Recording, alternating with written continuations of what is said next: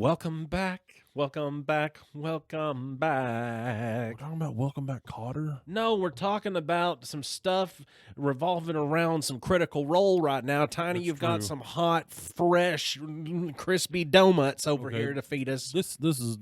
It's not super fresh. This is like leftover night donuts, but it's such a niche topic. These are gas station donuts? Yeah, this happened like 4 weeks ago. Okay, but this is a cake donut, though, so it'll be all right. Yeah, it'll be fine. Texture It carried enhanced. over. So campaign 4 for Critical Role is about to start happening in about a month or two. Yeah. Okay. They never give an exact date. They tell you a time frame, and they give themselves some wiggle room. And just in case people don't know, Critical Role is a Dungeons and Dragons show. It's the biggest Dungeons and Dragons show. And to get into it at this point seems like a daunting task. Yeah, because well, of the you can always start at a new campaign. That is true. If you wanted to start from the beginning at this point to there's a lot. for people that want to start anime, it's like recommending them get into One Piece. Like, okay, here's 800 to 800 to 1,000 episodes. Run at it. Well, the campaigns now are shorter than they used to be because their first campaign is like 300 and something episodes. Yeah, but you got to give some major props to Critical Role. For They did great. They had many story arcs. They built a world. Like they built an entire campaign setting with their first campaign. Like, I've not listened to any Critical Role, but I've had to dig into Critical Role just because I got so much into the world of Critical Role, whatever it is on the television, because it just slipped my mind. The television show about the Vox Machina. Vox Machina, yeah. And The that was the just Legend of Vox one Machina. little arc from their original campaign.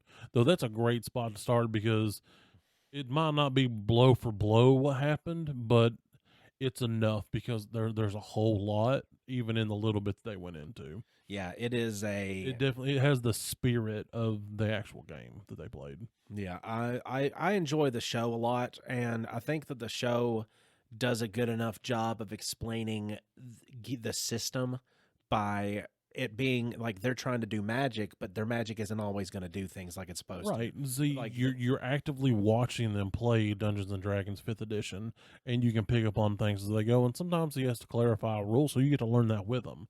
But they also do a bunch of side videos of how to do things because they have different ones on like how to play a magic user, how to play just a fighter type person. So they have a lot of instructional type videos too that are very informative.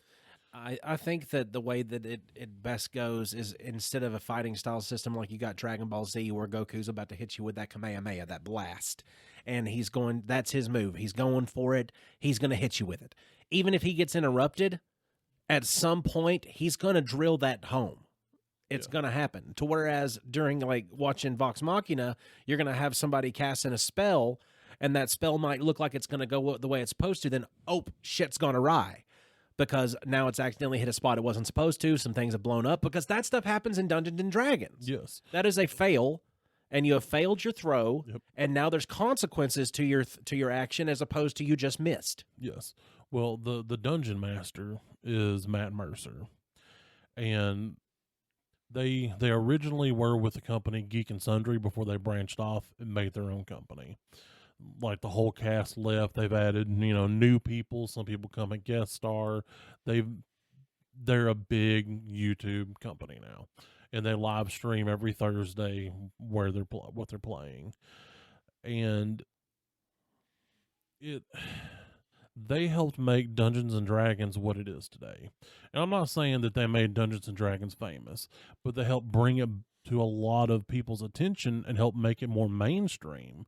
Because now you can walk down the road and say Dungeons and Dragons, and people have heard of it, And not in a way some kind to of sense. And it's not so you tried to kill your parents, like during the Satanic Panic kind of thing. Because used to be, if you ever talked about Dungeons and Dragons, that means that you're about to get a lecture. Yes, Because you've been worshiping the devil. like the first rule of 90s Dungeons and Dragons is you don't talk about Dungeons and Dragons. Exactly. The only way you know about Dungeons and Dragons is you have passed a note to your friend who sits close to you, like, hey, we playing this afternoon? Yeah, when are we going to meet up? Because if you got caught openly talking about it, then people are going to think that you are worshiping the devil, Yeah. if not beat you up. Exactly. Because I didn't have to deal with a lot of the physical violence from that kind of stuff, but I dealt with a lot of the verbal abuse as well as the I mean, it was I can't verbalize those words. yeah.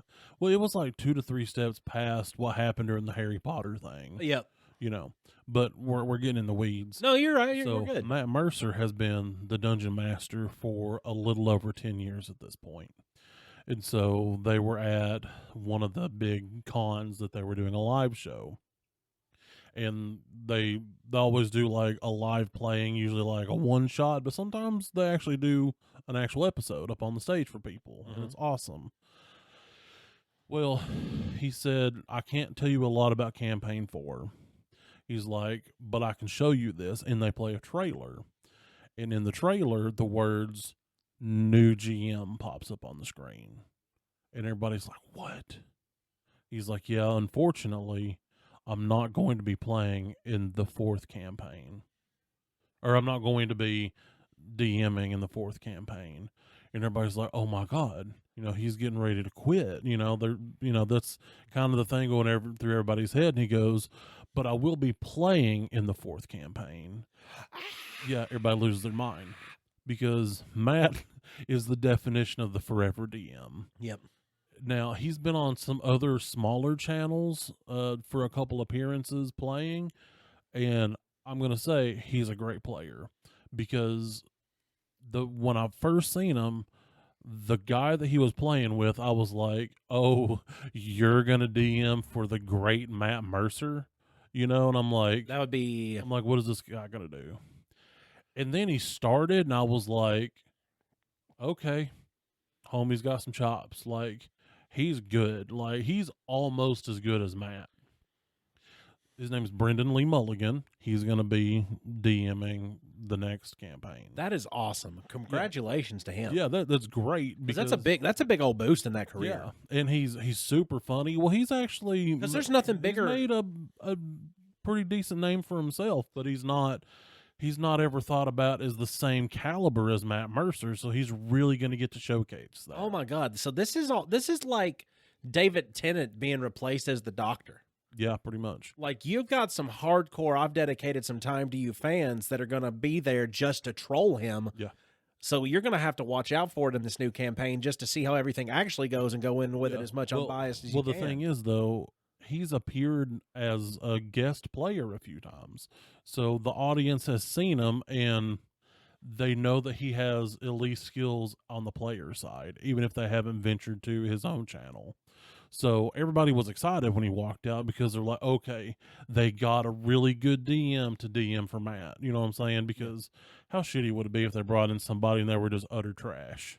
That would suck pretty bad. Yeah. And I don't think that they would allow that to happen. So it's really cool. But they started doing a speech because Matt is the creative director for Critical Role.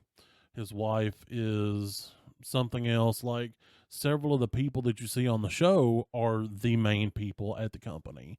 And it's not just, these people at the company. They actually have editors and sound people and lights and videographers. Like, it's a legitimate production company. Now, is Amy Johnson one of the people that's a part of their steady crew? She's Amy Johnson, the blonde-headed lady. Yeah. She's something there. I don't remember her title. Well, because she plays Pike. Yes. And because she also plays Pike in actual Critical Role. Everybody that you see that are the main players in the first campaign have a critical role at Critical Role. Because she's an actress. Yes. First off, yes. Like, not just... I know that pretty sure she's the director of their charity organization. Cool. Because they've got a 501c3 that, don't ask me what it does, but it does good stuff. Okay, don't come for me. And they also have another company, Darrington Press, and that's where the rest of the exciting news is happening. Okay. So Darrington Press, that's where they've published their rule books for Candela Obscura, which is a game system that they developed, for Daggerheart, which they developed that when the whole OGL thing was happening. You can listen back for more information on that. So that was their answer to that. And they've released some board games, some card games. And so when they're going through all the speeches, kind of doing, I think they usually call them like a state of the roll address. Mm-hmm. 2 people walked out because they always do like a little funny bit. And the bit was a turtleneck like the guy from Apple. Yeah. And then it was like, oh, I've got a bigger turtleneck. Well, I have more turtlenecks, you know. Well, out walks 2 guys wearing one turtleneck, and that was Chris Perkins and Jeremy Crawford. And you're gonna ask, well, who is that? Exactly. Okay. So where is it exactly? I don't know. Okay. So Chris Perkins was the former. Okay, these were 2 of the big people from Wizards of the Coast, the people that helped make Dungeons and Dragons 5e what it is. Perkins was the creative director, and Crawford was the game director. So they helped build the system, build all the expansions. You know, they were the lead people in charge of spearheading 5th edition and the beginning of whatever the new edition is that they're working on. Yeah. They left Wizards of the Coast and went to Darrington Press in those same roles. So I'm not going to say that they're going to remake 5th edition, but they've got some big name players in the TTRPG creative world now with Darrington Press. Dare I say, if it wasn't for Critical Role in the first place and what they're attached to with the Darrington Press, you would not have the growth and playability of Dungeons & Dragons as you have it today, because you wouldn't have the example set to folks like, hey, anybody can do this. You just need to watch this. Well, Darrington Press started when they actually started developing their own game systems. So it was their new company, but part of the Critical Role ecosystem. Yeah. Because when everything was going on, they wasn't sure if they could continue to do their Thursday episode games, you know, because the way the OGL was going, it was going to be like nobody could use it for monetary gain. They could only play it privately. So they were like, what are we going to do? This is literally our livelihood, is getting on YouTube and playing this game. And they said, well, we got to do something. And they're like, well, why don't we just make our own game system? Then nobody can ever take this away from us. And that's when they started making Daggerheart, and they started Darrington Press as its own division. That's awesome. Yeah. So now the next campaign is going to be Daggerheart, because they're leaving 5th edition anyway, because they're excited about their own system. So they're going to play it. So number one, you can get the hang of it by watching, and they can also in real time figure out things that if they don't work and make, revisions to their system. Because they started, like when they did Candela Obscura, they didn't have it completely finished, so they had to figure out some mechanics on the fly. I think that the playability of the game now would have been, it'd be hard to go back to, like, say you're in a time machine and you're in the time of Winnie, and then you want to do things and people are like looking at you like, what? Yeah. Excuse me? Oh, yeah. Because, well, like 1st edition, it's very, like if you're an elf, you're a ranger. You couldn't just pick any class or any race. A race was a class, and a class was a race. So if you was an elf, you was a ranger. If you was like a dwarf, you was a fighter. Yeah, there was a recent thing that I saw that was an interview between an actress, and I forget her name, and it was Joe Berthnell. He was from the Walking Dead series, and he plays the Punisher. But she was talking to him because she's a big name actress too. I think she's been on like the Reacher series and a couple other things. But she's a big D&D player. Yeah. And she was talking to him about Dungeons and Dragons, and she basically played Dungeons and Dragons with him, just talking back and forth. Well, that's cool. And she didn't have any dice, didn't have any game board, didn't have anything in front of her, no game so sheet. she went through just the role playing, just the role playing aspect of it, because which is most of the game anyway. Because he gets that because he's an actor. And she's like, well, okay, well, you've got, say you've got these 3 classes. You can be good at this. You can be good at this. You can be good at this. Which one would you want? He's like, well, I want to be this kind. She's like, okay, well, then you're put into this situation. You see this. And she describes like a wolf style character, like a creature in the dark approaching you in the middle of the night, but you're perceptive to it. What do you see? you know, like he was, what are you gonna do? Like, here's a sound. What are you gonna do? And he's like, well, I want to check out what that sound is. Awesome. We're gonna do a perception check. And since you're high in perception, say you roll like an 8, but she does the math and everything for him real quick, and she says, you actually notice more than what normal people would notice, and this is what you see. And it was like basically describing an owlbear to him. Yeah. And she's like, if you've never heard of an owlbear, this is what an owlbear is. She describes an owlbear, and he's like, well, can I talk to it? She's like, you can talk to it because you actually have nature handling. Nice. And he is like, oh, I didn't know I had that. She's like, it's a part of your class that you picked, so nature handling is in that, and animal handling. Oh, animal handling. That's what I meant. Yeah. Yeah. And he tries to communicate with it before, and he's like, well, how do I know if I'm able to talk to this thing? And she's like, great, that's a history check. So he's like asking these intuitive questions about what he's wanting to do, and she's just giving him this real quick. And he's like, he's getting excited as it goes along, because then he's trying to decide whether or not it would be a good idea to attack something this large or not, or try to make friends with it. And and she's like, this is the way it goes, and we could actually play just like this, until he tried to see if he could befriend the owlbear as opposed to trying to see it automatically as an enemy. Yeah. And he had that capability just because of his skills. Yeah. So he was just like, whoa. Oh yeah. Well, it's like, until you play it, you don't really know what it is, you know, because I've had people ask me, like, usually some older people, like at one of the factories I was at, you know, I was telling people, hey, I play D&D, da da da. And so this one lady was wanting to buy something for her son, that she wanted to get him something D&D related, but she's like, I don't even know what it is. And I was like, well, I can tell you, it's basically just making up a story with your friends, and every now and then you roll for dice just to see how good of an idea that was. Yeah. And then sometimes you fight things, but it's like, there's so much just making a story, and that's what's great about it. Deborah Ann Wall. Okay. That's who taught him. And if you ever want to look it up, just look up Deborah Ann Wall, Woll, teaches Joe Bernthal. Teaches him D&D, because that's probably the best person-to-person description of D&D that I've ever seen personally. It's about 5 minutes worth of real quick back and forth. And being that they're both actors and actress, they've got the kind of brains that can operate, but she's more, delved into the D&D, so she can instruct him on where this is going to go. Hold on. Did you hear that? What? And it's not over there, is it? No.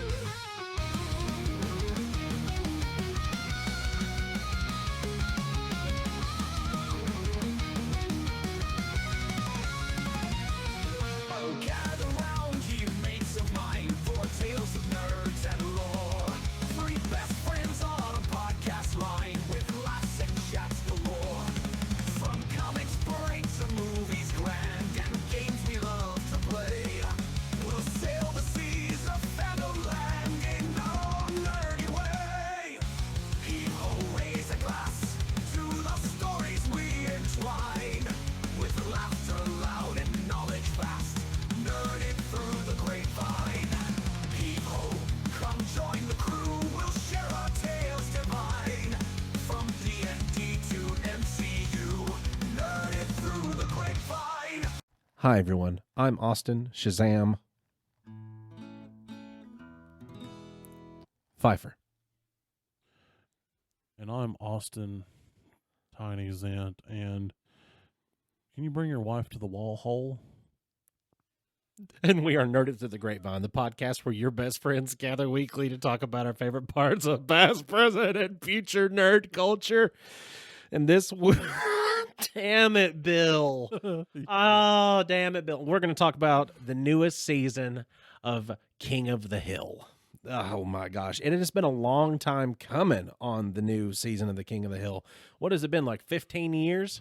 Seems that way. I think it's been 15 years. I know they made a joke about it. King of the Grill. Yeah. And I think Bobby said 14 years. It's another 14 or 15. Yeah. And it was just like, hey, that's as long as it's been since you've seen us last. Yep. And like I went in real skeptical because King of the Hills has some kind of magic for me. Like, Semi-sacred. yeah, it's a comfy show. It's always a funny show. In some ways, it's an animated version of The Office, except because it's got the same style characters in some ways. Oh, and it's got some archetypes. cringe. Yeah, and it's a good show that's not really gonna be inappropriate at all. Now, it's got some points that it might say some things, Yeah, but it's no more that you're going to hear than Walmart. absolutely. You go to Walmart, you're going to hear more than that in public. Exactly. Because at one point it was like considered a family show. Yeah. Even though Mike Judge, the guy that created it, created Beavis and Butthead, which is definitely not a family show. No, absolutely not. Fun fact about King of the Hill, King of the Hill was created by Mike Judge based off of an experience he had when he and his wife moved to Texas. They moved to a little small town outside of the Dallas-Fort Worth area, and he said that every day he would see these 4 guys that lived on his block gathering out in the alley drinking beer, just sitting out there hem-hawing all day long, just sitting out there drinking beer. And he said one day a big old storm came through and a fence blew down, and he got out there, and he said, I'm a writer, I'm a musician, I do all this other stuff. I'm not a fix-em-up kind of guy. He said, but I was going to give it my best, so I go out there. And he said, I got to working and I got to trying to hammer on this fence and it wasn't going really well. And he said, all of a sudden I noticed out of my peripheral that somebody was coming towards me and it was one of the guys that was always drinking beer. And he kind of looked up and down at the problem. Well, and you're not going to be able to do it that way. You're going to have to actually reinforce your fence post. You're not going to be able to get that wood to actually work for you anymore because it's rotten. So he met Hank. He met Hank. Hank's an actual person in real life. That's great. And he's never got to tell the person in real life that that person is him. He said, but I've got to tell his son. So that's the next best thing.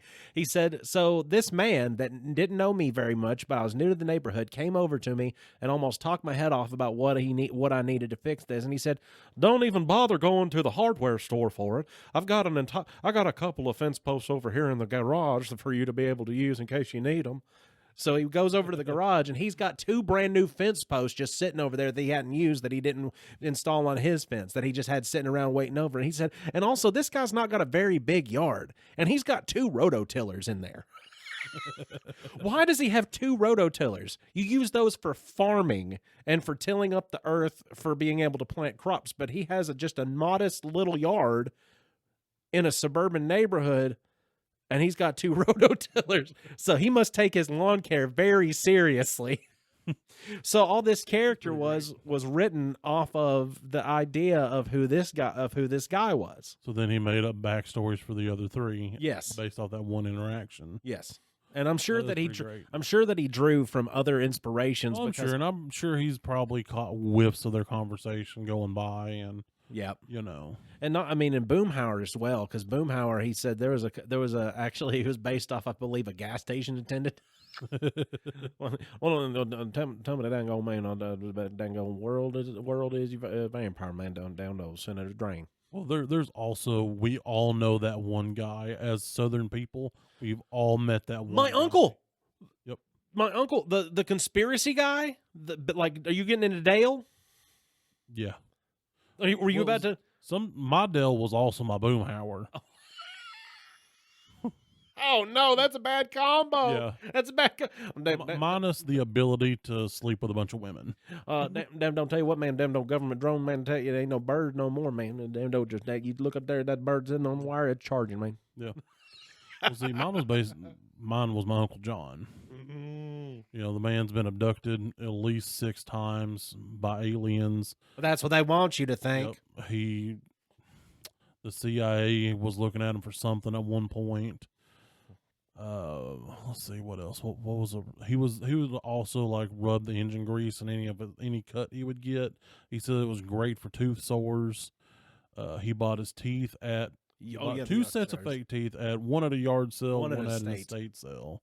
Which I'm sure I've told these stories before. You have. I actually remember these. Yeah, that was my Uncle John. He was a mix of both of those people. My Uncle Keith is actually the one who resembles the Dale to me the most because I'll tell you, if you want to talk about some just outlandish like government theories and government like secret spec ops, like these exist for this, this, and this, Yeah.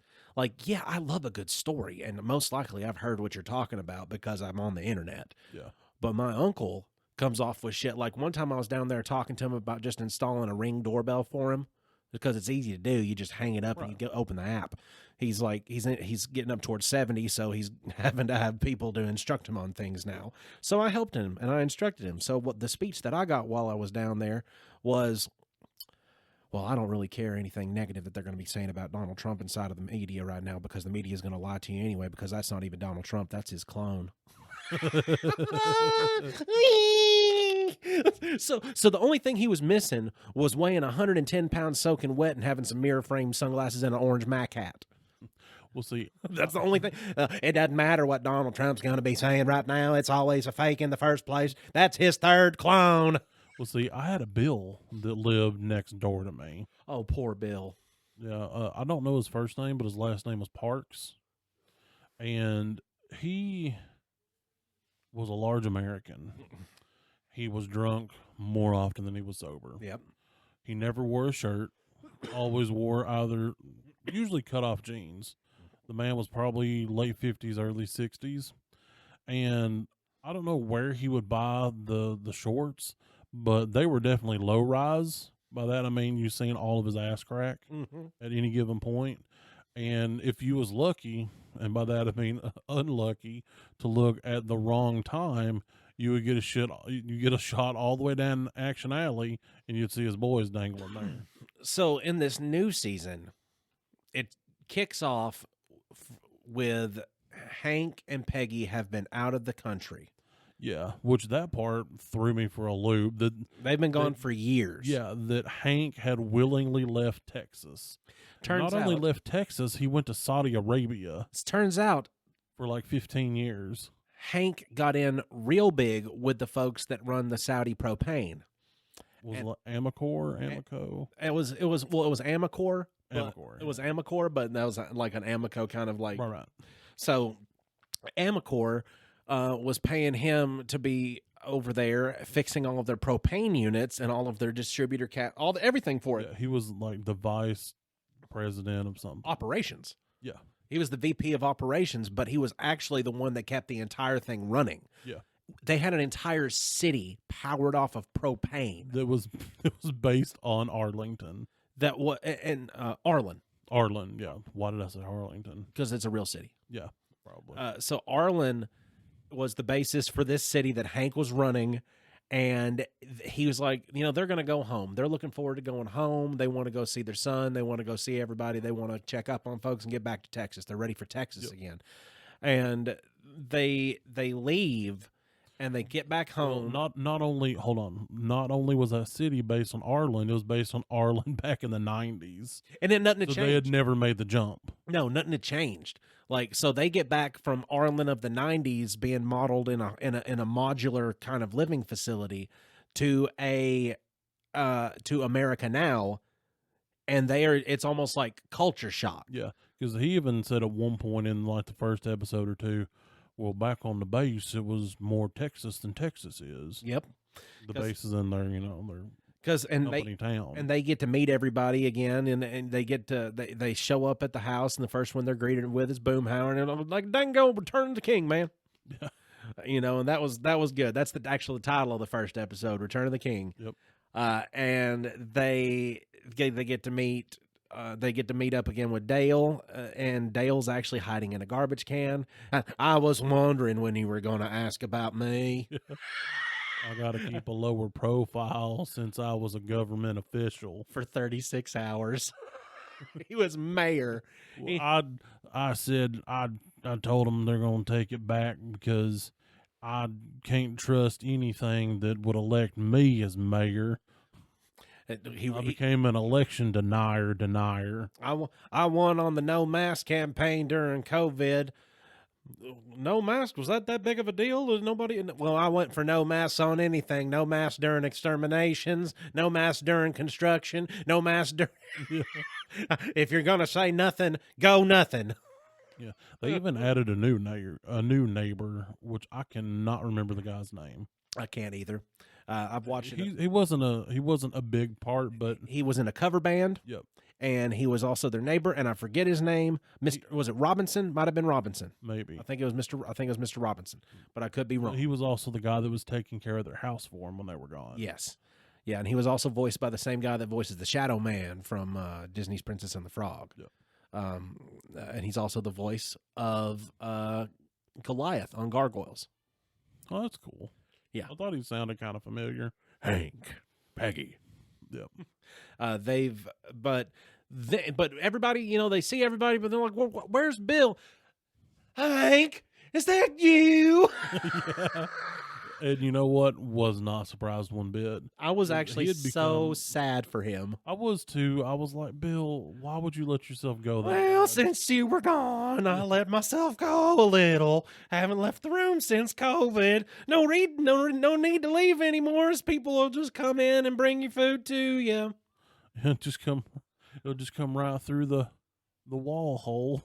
What do you mean? Hey, Hank. The window. Would you care to bring your wife back over to the wall hole? I forgot what you outside people called it. The wall hole? Dale, you mean the window? Oh, I forgot what you outside people call things. You forget a lot when you don't leave. Yeah, I'm glad that part went past pretty quickly. Now, since they it got took back, Bill 'cause- a couple episodes to get that body adjusted, though, because he was looking like Well, he looked like they- mashed potatoes that wasn't lumped right. We'll see. The second episode, he looked drastically different from the first. Well, was because he shaved basically off the back to beard, and you just to had the himself. big old neck beard from where the beard was, like the big old neck area. He's always kind of had that because that's just Bill. He was exaggerated for just one episode in his size, Yeah. though, because then he just went back to normal Bill fluffiness plus some age. Right. Because age would be you'd understand, you know, him getting older, Yeah. him gaining a little bit. Now Bobby, on the other hand, Yeah. Bobby's just taller. Bobby He's is slimmed out some too. he's filled out. Like he's still a little pudgy, but you know he's a healthy. I kind of am okay with the way that Bobby's built, because you know who Yeah. else is kind of built like Bobby? Us. Yeah. What's up, Bobby? Like he is the one of the co-owners of a German hill country Texas barbecue / Japanese No. It wasn't Texas barbecue. It was German hill old country. school Germanic food and Japanese fusion. Yeah, Germanic Like old country German cuisine. Yeah. Because And- he said that most of the recipes come from like or modern takes on stuff from the 1700s. And he co-owns the restaurant with Shane Wasana-san's dad. Bobby's basically the workhorse of the place. Shane Wasana-san and his dad are the money. And so you're having to deal with them and being the fucks that they are throughout the entire thing, because that doesn't change. No. They're still the same. You get reintroduced to John Redcorn and Nancy. They're still a thing, but now they have an online like a web show, to where it's not like OnlyFans, not that kind of web show. So it's like Property Brothers. Yeah, they type have thing. they have their own like Magnolia Farms, like Fixer Upper style. They sell houses. They Yep. buy them and flip them. And you guys have got such good at work chemistry. Oh my God, we could almost believe you're a couple. And everybody's still Three quiet. comments down. John Redcorn's tapping that, ain't he? And And like he's changed a lot. like John Redcorn has. John Redcorn's hair is just as long as it used to be, but his forehead starts 4 inches backwards. Yep. That is, And he's pudgy yeah, that's true.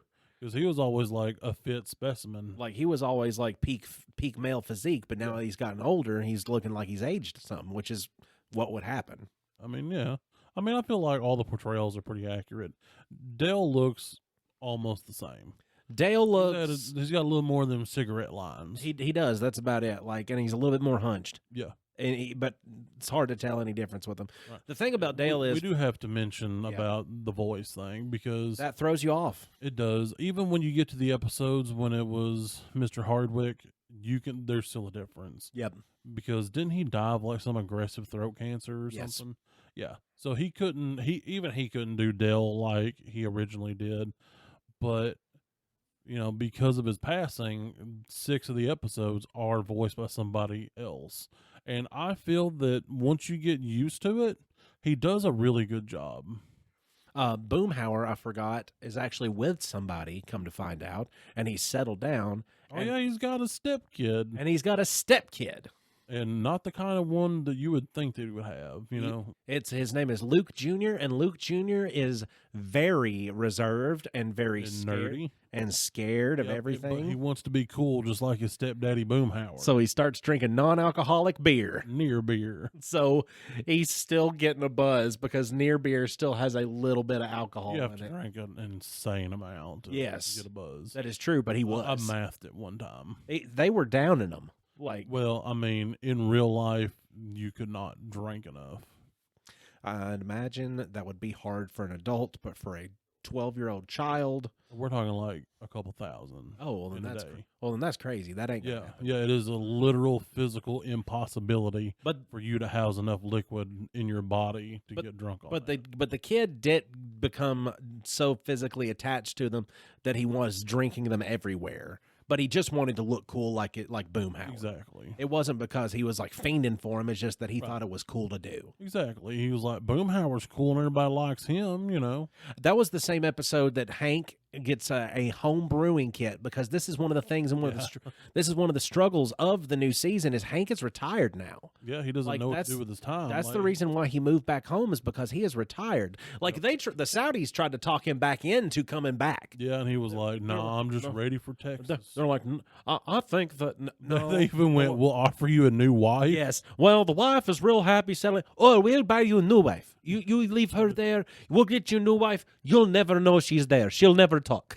Yeah. He's like, "No," he's like, "I don't think we can do that." And he's like, "Well, how about we get you a sword, and by sword we mean new wife." And then Peggy ends up saying, "Well, hey, will the new wife clean for us?" Like, you know, because they had staff where they were at too, That's true. They were which was like, weird. because they were like normal house, like the way that things normally be set up, but they didn't have to lift a finger. They were waited on. Yeah, like they go to walk in and they're handed like glasses of beverages and like, Because let's take what's in your hands. because Hank was beloved by the Saudi prince that owned it.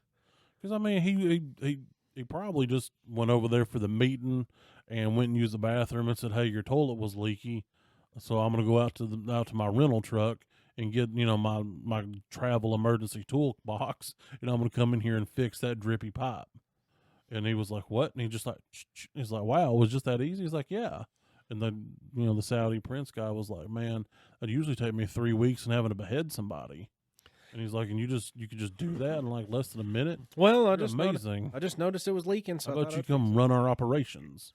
And he was proud to, because he got to tinker with all the propane stuff. Exactly. And he was so Well, and happy he to was do it. dealing with propane on larger scales because, like, he designed the propane system for the soccer stadium that was there in town. Yeah. And soccer was real big there, and then he gets lured in by the beautiful, landscaping, and then he realizes, I like soccer. I like soccer. And he starts becoming what he feels is more un-American just because he falls in love with soccer. Exactly. Hank, And he becomes a soccer ref. I mean, Hank got a little bit of that liberal to him, but not a lot. It's just enough that you go, this is a really good dude. Yeah. Like, he took the best parts of both sides of the political spectrum, and that's Hank.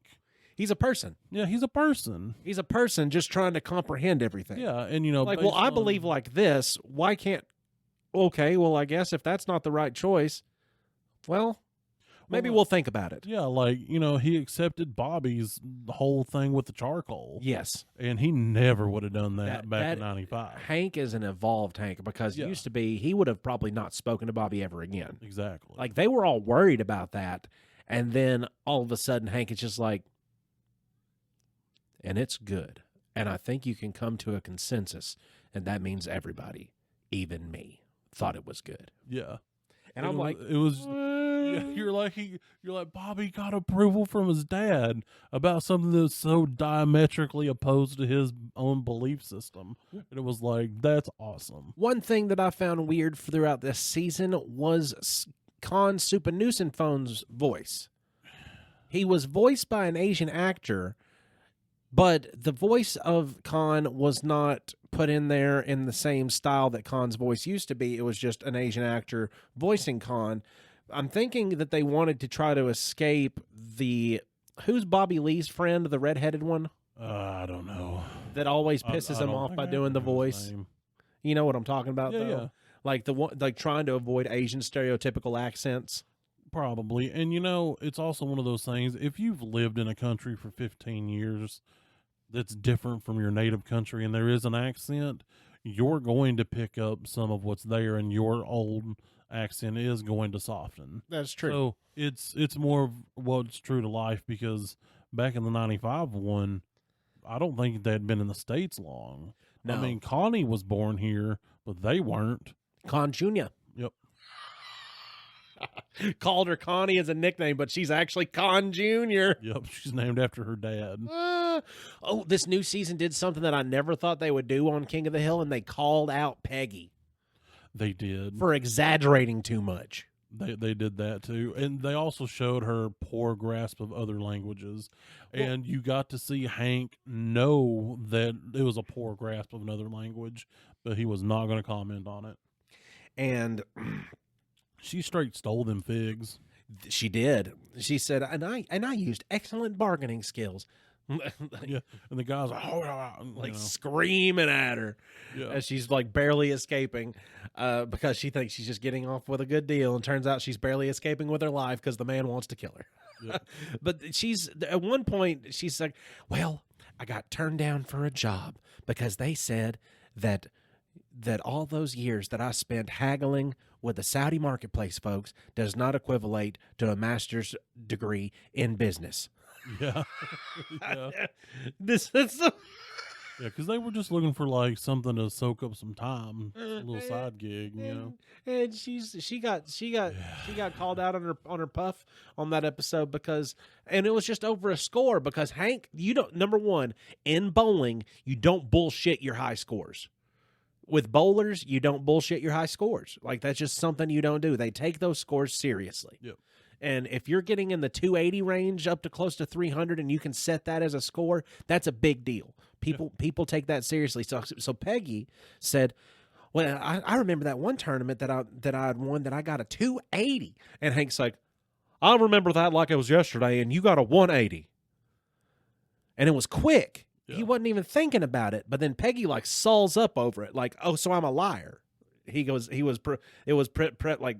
The argument was brought to his attention later in the form of, you just think I'm a liar.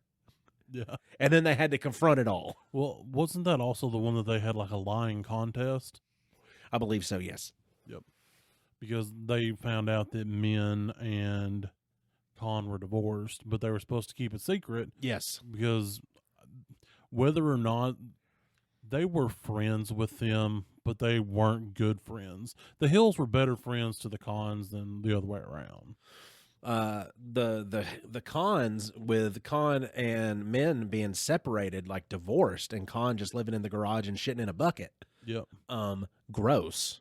Well, not only that, he like some two geckos. So Two he was geckos, like, and what are they doing? He's like, they do it on my pillow. and they show up every night to assert their every- dominance and yeah. have sex on my pillow. Yeah. It was like a real sad thing. But it was also while he was giving them all shit because he still talks to them like they're dumb redneck hick hillbillies. Exactly. Like, look, even saying my marriage is better than your marriage, and Hank standing there taking it, thinking, well, I know for a fact you got divorced 2 years ago because you told me. I seen the geckos having sex on your bed. But he's just having to suck it up, and he's letting him have his moment. And then Bobby gets drug into it, and Peggy can't hold it in. Yeah, well, because And then- Bobby was trying to. And then Peggy ends up holding it in. Yeah. And she didn't say anything. She was going to rip into him, but she ends up not. What ends up happening is Dale is hired to actually be a part of this anniversary party, this 30-year anniversary party. And Dale is the videographer, and he has set up a camera in the Like a bar area, trail cam. like a trail cam in the bar area that he accidentally connects to the screen because he doesn't know what the hell he's doing. Yeah, he has no idea. So he accidentally connects to it, and it's Bobby and Connie. Yeah, well, Bobby just found out and was going to Connie, who he picked up on the crush that he had on her when they were young. Yep. And was wanting to try to like rekindle something with her.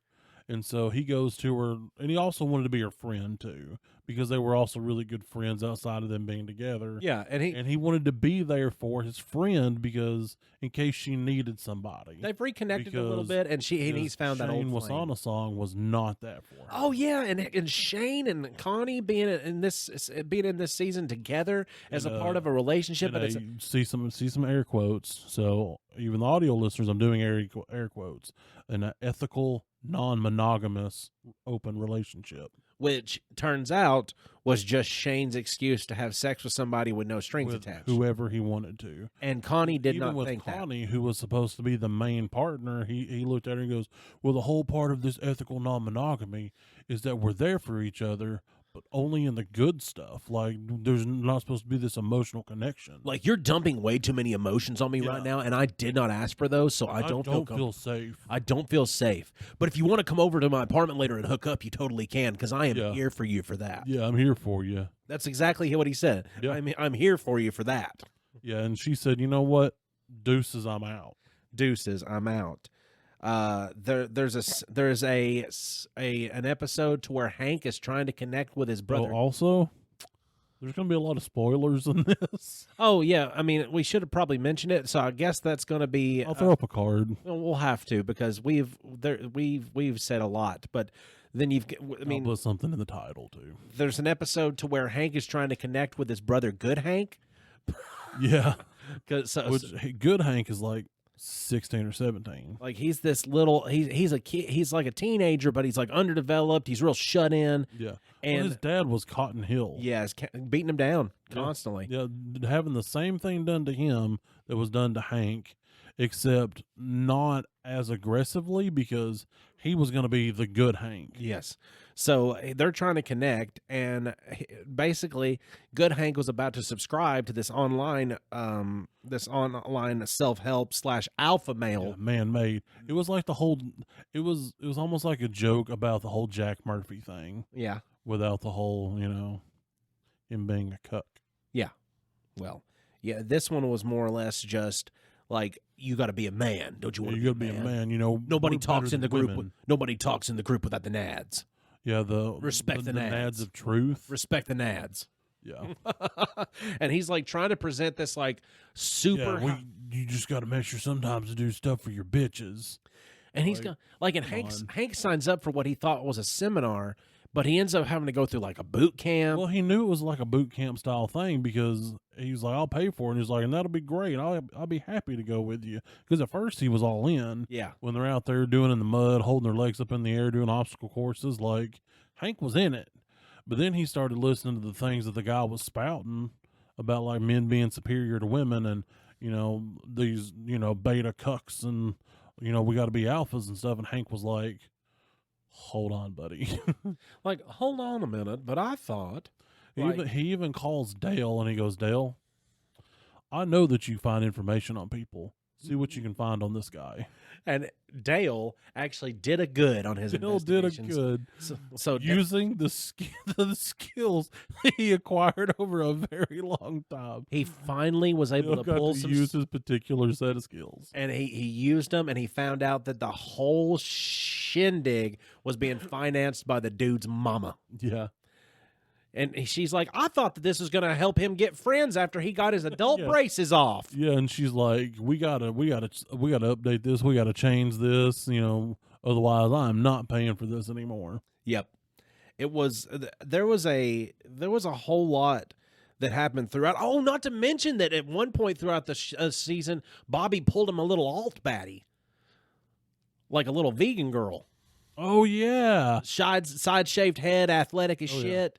Yeah. Like, and she was crazy too, mind you. Like, and I mean, not like. I don't think she was crazy. No, I mean like kind of out there. No, I mean like the way that she would carry on. This is the way that they would look at her. Look for like reaching over the dinner table. Who Bobby is and who his family is, they would say crazy. Yes, absolutely. Thanks for joining us, everyone. If you want a little bit of extra grapes, all you got to do is get onto the TikTok. There's some shorts on there highlighting some of our funnies that we've had along the way. I'm the only one on TikTok a lot of times, just doom scrolling and just carrying on, so that's why it's on my TikTok. So if you want to get on there, look up austin.shazam.phi on TikTok. You'll be able to find all the grape reels on there.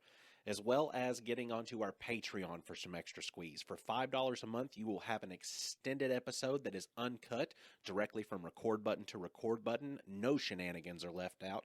If you get on the $10 tier of our Patreon, you get the uncut video as well, along with special videos and special segments that we do just for the $10 tier. Get on there, get all of our extra content, help support the podcast, and we would appreciate it greatly. That's my peanut butter. Have you ever been sitting in your car listening to us and you go, I wonder what these two chuckleheads look like while they're, laughing hysterically, or I just really want to see their reaction? Get on YouTube. You can see that there. The video releases every Friday. I mean, it's not uncut like, if you was on the Patreon, but you still get to see. And then if you scroll down to the description, you look there, there's a link that'll take you over to the Discord. We call that the Backyard Bonanza. You can talk to us directly. We're on there live, uncut, uncensored, and irrevocably circumcised. I remember my favorite scene, my favorite thing from that, because I got a pretty dark sense of humor when it comes to stuff. But Hank and Peggy are talking, and she's a vegan. Peggy mispronounces it. Peggy mispronounces vegan. She says, "Well, she's vegan." Yeah. So the vegan's coming over, so we got to make sure we're cooking the food that's appropriate for them to eat. Yeah. And then Hank's like, "I'm having to eat vegan food," and she said, "Oh yeah, and take off your belt. It's leather." Well, how am I gonna keep? How am I gonna keep my pants up? I will give you a rope. Yeah. If you make me eat vegan food and you give me a rope, you know what I'm gonna do with the rope. Yeah. It was so good. And then Well, I mean, and Hank has changed so much that they even had a moment together, like him and the vegan chick, where he was like, you know what? She's not that bad. Mhm. Yeah, I forget. Until she did something utterly unholy in his eyes. Yeah, her name was Willow. Willow, And the dinner table exchange though. Whenever she was like, "No, it's really good, Hank. You should try it." He's like, "I believe that you can refer to me as Mr. Hill." She's like, "Okay, well, here it goes, Mr. Hill." And then she shoves food into his mouth, and everybody's just like, Yeah, because doesn't she also say something like, "Here comes the airplane"? "Yes." Well, then here comes the airplane, Mr. Hill. And everybody gasps. Well, and they end up bonding over this experience. Him and Willow. They end up bonding over this experience Hold because on. Bobby had a customer die in the restaurant at the beginning of the episode. that is true. I And forgot. so he, for whatever reason, felt like he had to go to the funeral. And so he was like, I didn't get to do a lot of real bonding with my dad, especially, when I got, to be an adult, because they were in Saudi Arabia for 15 years. Yeah. So then he buys the tickets to like a fantasy football camp put on Willow. at the Cowboy Stadium. Willow's father has connections and helps her get tickets to it for on the cheap. So Yes. that's how she's involved with it. Yes. And she ended up saying, well, guess what? I'm going too. And they were all like, oh, no. Don't take the girl. And then they get there and she's like badass at playing football. Yeah. They, they're playing like, Kind of like a mock game. not two-hand touch, but with the Flag. flag football. Yeah. And she's out there. She's killing it. And then they have this moment that Hank is like, I believe you can call me Hank. Yep, because she's doing so well. And it turns out her father was actually fired by Jerry Jones, who is the owner of the Dallas Cowboys. And she has a vendetta against Jerry Jones. So what she's going to do before they leave is she's going to go take a big old shit on Jerry Jones's desk. Yeah. So Hank and Bobby are wandering the halls, and they end up seeing Jerry Jones's office. And he's like, "This is where they make all the big decisions." And they open up the door, and there she is. They were sneaking through because, they were going to look in the office. And they knew they wasn't supposed to be And the there. first thing they see is as soon as they open that door, there she is. Her panties are around her feet. Her skirt is hiked a little bit, and they hear the sound of it hit the desk with a. Yep. It might as well have been. I mean, it was an audible plop, Oh, yeah. and you knew exactly what happened. So that forever changed Hank's opinion on her. He's She's like, we have to leave. We she- can never come back. She's like, "Well, I guess you don't want to come back here after today, Hank." He's like, "After the events of today, I believe you can call me Mr. Hill." Yeah. Well, and that's also when Bobby realizes that that's not really the person he wants to be with. Yep. And because he kind of met her, thought she was neat, and he was coming to terms with Connie being with Shane. Yep. And so he was just going to move on with his life. And so he found her, and then he was like, she's not what I want. And he's like, who I want is Connie. and they try to do things together to try to rekindle this old relationship now. So that's what you're getting to towards the end of it is what it's Yeah, Bobby- they were trying to do adult versions of what they did as a kid. Like they went to a symphony. Like why would they go to that? because Connie used to really be into symphonic music and played the violin in a Exactly. symphony. Exactly. And they both because- ended up going to sleep Yep. and drooling and getting kicked out of the symphony because they were snoring so loud. Yep. Because they had memories of each other as a child, but not each other as adults. Then they used to love jumping on the trampoline, so they went to a trampoline park. Yep. And so they're jumping around and having a good time at the trampoline park. Then all of a sudden, out of They nowhere, were having an okay time. well, as good of a time as they can have because they're like, okay, let's Yeah, see there's how. also like 1,000 little kids. He's like, they're like, are there always this many kids around? And they were jumping and they were trying to have a good time, and they just started getting a little bit, kind of the giggles going on. Like, all right, let's see how high we can jump. Yep. And as soon as that happens, here comes a ricochet child. Yeah, just wipes them out. Just totally just takes Connie out like 20 miles an hour, dude, like Yeah. human Yeah, torpedo. like knocks her shoulder out of whack. And she's like on the trampoline, like screaming because and you can see like the bone sticking out. I'm Yeah. like, ah! Could have just been dislocated. That's what I would like to think. It was. That's all it was. Like her shoulder was way too far forward. You could see her Right, socket. exactly. Well, she ends up in the hospital and she's all doped up on drugs. Yep. And Bobby had an epiphany in the cafeteria because he was like, I'm going to go get some stuff for her to see if I can make her feel better. He's got some fluffy pancakes all like decked out and some dessert toppings. He's got some chocolate pudding. Yeah, he's doing the good guy thing. He's trying to do the good boyfriend thing. Gets up to the register, and the girl behind the register kind of flirts with him a little bit, and she says something akin to, "Is this for your little sister?" And he goes, "No, it's for my girlfriend." And then he goes, and he's like, "What?" And he's like, "I think he's kind of like He's kind of realizing realizing like this does then- look like it's for a child. Do I Exactly. only remember the child version of her? Yeah." And then they swipe, his card gets swiped, and the cashier's like, "You have a connection, or there's a connection issue." And then it just like, you see the fireworks go off in his head, and he's like, "Is this what you're trying to tell me?" And she was like, "No, your card, like wipe it on your shirt and try it again." Then he does, and it goes through. And then he gets up to the room, and she is dope to the gills. Yep. And he's like trying to have this deep epiphanous moment with her, like, "Hey, maybe we should take it a little slow, get to know each other as adults." Are you breaking up with He's me like, while I'm in the "No." hospital dying? Yeah, and- That's what she said. Yeah, Are you yeah. breaking up with me while I'm in the hospital dying? Yeah, and he's like, "No, not at all." And she's like, "Good, because I want to do weird sex stuff to you." Lots of stuff. Weird sex stuff, Bobby. Yeah, and he was like, Why don't we just "Oh, talk? hell yeah, all right." He's like, okay. He's Well, like, "Not right now, though, but that sounds awesome." For now, why don't we just talk? Yeah, and and then they found something that they could do together that were both something that they're interested in. They're like, "Do you want to go to South Korea?" And he's like, "I absolutely do." Oh, because she was talking about this one thing. Yeah, it was something kind of sciencey that's what she was up all night studying before the symphony. Yeah, and then and he was like, "Well, that reminds me of the combinations I'm wanting to do based off of the South Korean da-ba-da-ba." And she's like, and they're like, "Maybe we should go to South Korea." And they both said at the same time. Yeah. And that's what they're going to do. So that's how we're left off with them. Meanwhile, this same episode, Hank and his friends have all developed a boar killing business. Yeah. Because all Hank was wanting to do was first it wanting to help what, out. Boom Boom Boar. I think so. Just something they were getting out trying to hunt some boar, and Hank was looking for a way to not have to kill them all. He was like, well, because he was thinking there'd be ways that he could like trap them, because trapping's a big thing now. Yeah. Somebody talked him into trapping as the main way to kill him, And they're all like, "That's because you can't shoot." because he really can't. He can't. He can't. He's like, that doesn't have anything to do with it. There's just got to be better ways. And he gets a boar trap. Meanwhile, all of them are out hunting and killing boar with rifles, and they end up developing their own boar company to kill boars.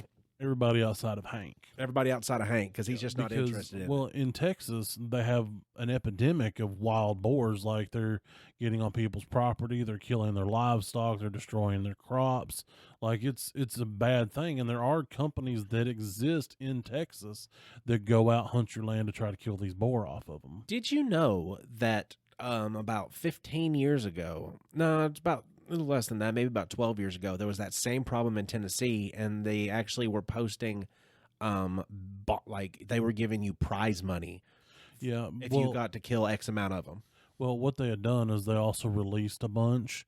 They were trying to get the population up, but they didn't factor in how much wild boars like to have sex with one another Oh, when they run, and they how run. fast they breed. So they released some at several of the national parks here. Overran like- within years. Yes, a like couple up years. at Virgin Falls where I used to go camping a lot. Yeah, That was one of the sites they released, and it became massively overrun with wild boar. like And they super are super territorial and mean about it. and massively aggressive. Yeah, Like they're dangerous. Like they'll tear you to shreds. they taste good though. And some of them, like if you have some of them that live out there long enough, like say they got a couple years old, those some bitches get huge. They get big and they get mean. Yeah, But and 'cause they can kill a person. like it takes high powered rifles to bring them down. Like Yeah. you're not going to get your pew pew and take them out no, with they this. have a handgun. very thick, dense skull, and they can kill a person with a tooth. like because I mean they bore you to death. They literally like they know something. They bore you to death. No, They talk about like advanced physics. no, they got big old How tusks they gore you. and they gore you. And the And if you've never seen like a wound where somebody's been gored, it is not good looking. well because they My can, dad been gored. because they can smell where your blood's flowing. Oh yeah. And if they're in a well, their rage, eyesight is not that great. no, that's all nose power. And they're very nearsighted. So they're So once they see you and they get, a taste of that good, they're going to go until you stop. trajectories That's what they do. chosen because they eat meat. Yep. I mean, they're meat eaters Yes, they are. as well as they're what is it called where you eat everything? Omnivore. They're Well, omnivores. but I think it's 90% of their diet consists of meat. That's scary. Yeah. That's real scary. It's a big, hairy killing machine. Did you get that? Did you get that pig I sent you? Oh, yeah, it's a big boy. 750 pounds. Yeah, because remember I replied and I said, his name is called Sir. He is a big sir. His name is Big Sir. Yep. I just think that the boar killing business it could have been really good, but they ended up selling the boar business off, getting into the stock market. Yes. We Because- got reintroduced to Buck Strickland in his weekend old man form. We'll see what they were doing. They were just Boomhauer had a great idea. He had put together a business plan, and then when Peggy got involved, Peggy'd, which means she takes things over. Yes, And they were basically running the business on just promises. yes. And then so they end up selling it to this other thing. Basically, they did nothing, but they just talked about doing things. Yes, they And had 2 customers. they branded, had a couple customers, didn't have to do anything, and then And they sold sold. off within a week, Yeah. basically. And then the stock market they were riding the stock market, so they were as all. soon as they sold it, tanked. But before it Their tanked, stock. there was a giant giant wild pig elimination company. I think it was like Hog Out or something like that. It was something. And they had bought up all of these different small businesses, and to the businesses that bought in on the ground level of their stock, they actually were doing so well on their stock that they delivered brand new trucks to all of them. Yep. So there was one for Peggy, one for Boomhauer, and one for Dale, And one for Bill. and one for Bill because they had all invested. Yep. None for Hank. Nope. And because Well, there was this big party, and then Hank's like, I gotta go to the bathroom. And we then forgot he's- to mention Buck, but they can find out about what Buck did in the Yeah. episode. Yeah, because he goes, the whole episode is him going, I don't think this is a good idea. And they're like, it's a great idea. Look how great it's going. Yeah. So he goes to the bathroom, and he's like, man, this stock is going great, so I'm going to invest. Because they were trying to figure out where we're going to invest our retirement money, so we make some sound financial decisions to where we're not just blowing our money. So he thought this was a surefire thing, and he sinks the whole nest egg he's got in it. Yep, because they'd split their retirements. Yes.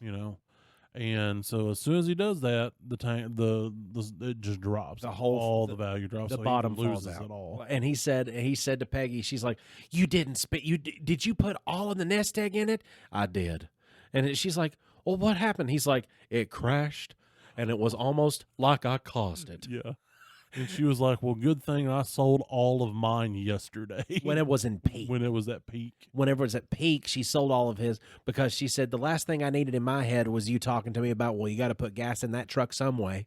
Yeah, you got to pay for insurance. And she's like, So in a way, you saved us because it He was was the too vo- good to be true. And he was the voice of reason in Peggy's head. Yep. So he lost out on his nest egg, but she got like quadruple nest egg, so everybody worked out. Yeah.